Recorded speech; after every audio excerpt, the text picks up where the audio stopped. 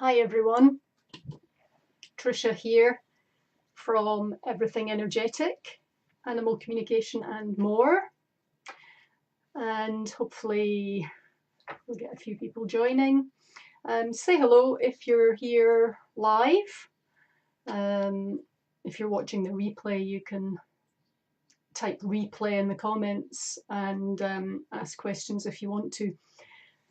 And I'm going to have a little chat to you tonight about animal communication. Do feel free to ask any questions. Hi Pat, hi Roxanne, nice to see you. It's always nice to have people here live. So hopefully I'm doing these pre-scheduled lives now. I'm going to aim to do one a week, so hopefully that makes it a bit easier for people to find them because Facebook will give you notifications. So I hope that's working for you all. Do tell me if you're having any trouble with it. So, animal communication. If you've got questions about animal communication, how it works, what it is, how it works for me, feel free to ask in the comments.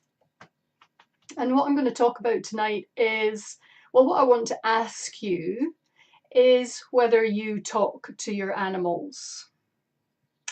So do you verbally talk to them? This last week or so, I've been talking in person, not remotely the way that I do most of my work, but talking in person, mostly to insects, which is quite interesting because I'm not really an insect person.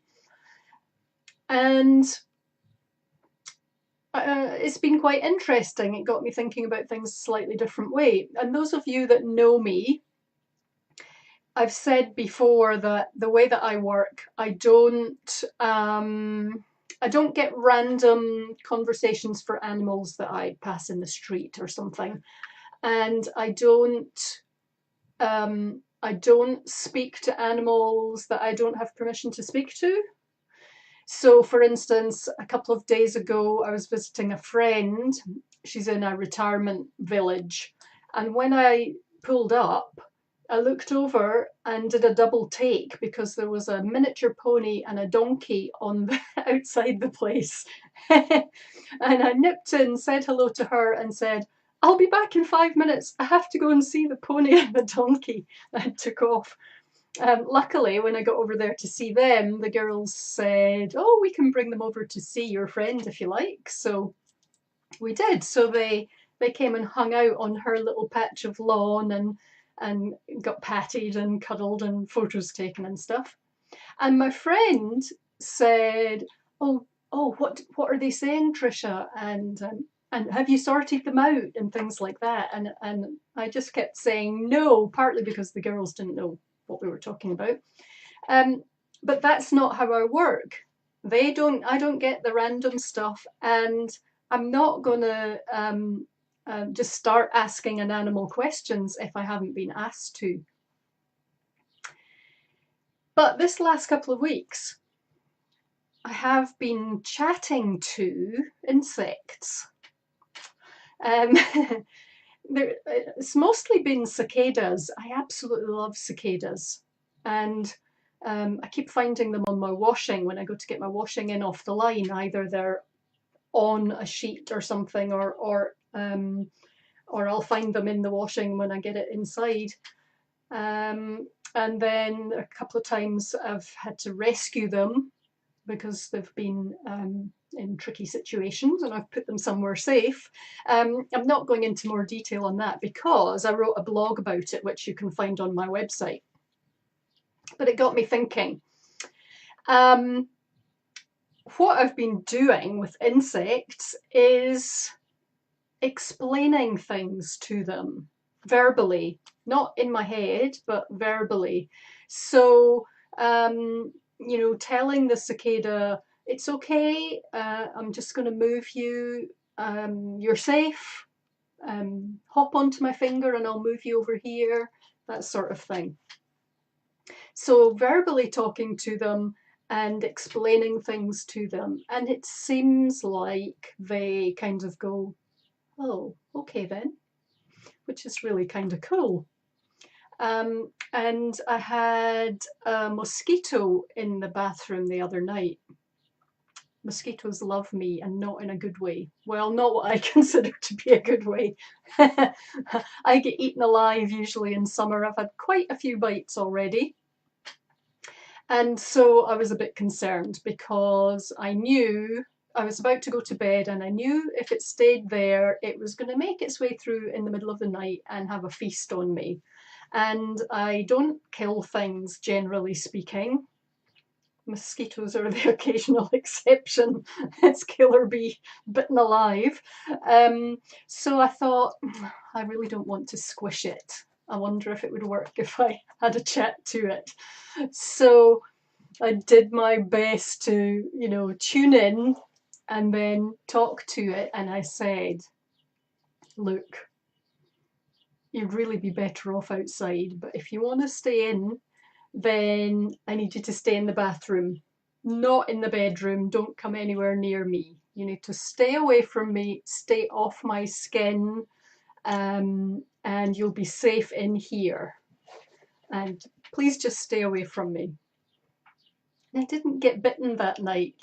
So, as with all animal communication, I guess there's no guarantees, but I'd like to think my little chat worked. So, remember to talk to your animals, to talk to the whatever species it is around you in your day-to-day life. Explain things to them, tell them what's going on, ask them. Have been asking flies. I always catch flies and put them outside. We do have fly screens, but again, I'm not going to kill them. I'd rather catch them and put them outside. But lately I've been asking them, would you like to go out? I'm sure it would be nicer outside. Your friends are out there. Can I catch you and put you outside? And the ones that I've felt a yes from have been easier to catch. So I like to think it's doing some good. It's maybe making things a little easier for them, smoothing the energy between us or something. So I'd be interested to hear your thoughts, either here or find the blog on my website, triciawren.com, and leave some comments on there if you like. So yeah, let me know what you think. I'm going to have a look through the comments here. So Roxanne says, I have an oddball question. Do you ever get contacted by an animal you have had a session with? Like after the fact, I guess you mean, Roxanne. Occasionally. Interestingly, I went through quite a phase where I would say to every animal that I did a session with, come back and get my attention if you need me. If there's something wrong or you need help, you know where I am, come and get my attention. I'm not really sure if that's a good thing to do or not. And besides that, it happens rarely for me. I think possibly I was doing it hoping that I would get, the streams of conversation that I don't get. I think actually it's probably a good thing that I don't. I think the animal communications that get that all the time, it's pretty tiring. And you really have to learn to switch it off. So in some ways I'm lucky that I don't get that. But I have had it a few times. And I would say, Roxanne, it's been with animals that I know in person, like a friend's horse that I'd worked with in person. And so know the animal in person and know the owner in person. When I've got that closer energetic connection, it can happen, but not with animals that I've never met or people, owners that I don't know. that are effectively strangers, you know, clients, not friends, if you know what I mean. So not very often. Hope that answers your question. Hi, Michelle. And Pat said she talks to hers all the time, to her dog and the cat. That's good. Hi, Lynn and Donna. Yeah, so if you have any other questions, stick them in the comments now. Otherwise, you're welcome to leave comments after the fact. It's nice to hear what you thought if you watch this not live. And you can let me know what you think of the blog when you read it, and maybe you can have an experiment with some insects or other little living critters that you come in contact with. So no other questions popping up as far as I can see. Let me just check over here because I think I've got a delay.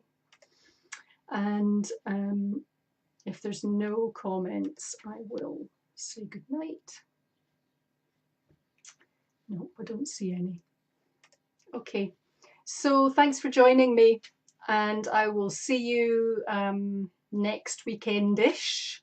I'm going to do a Facebook Live every week. If you've got a topic you'd like me to talk about, let me know. Otherwise, you risk me just rambling on about whatever's on my mind at the moment.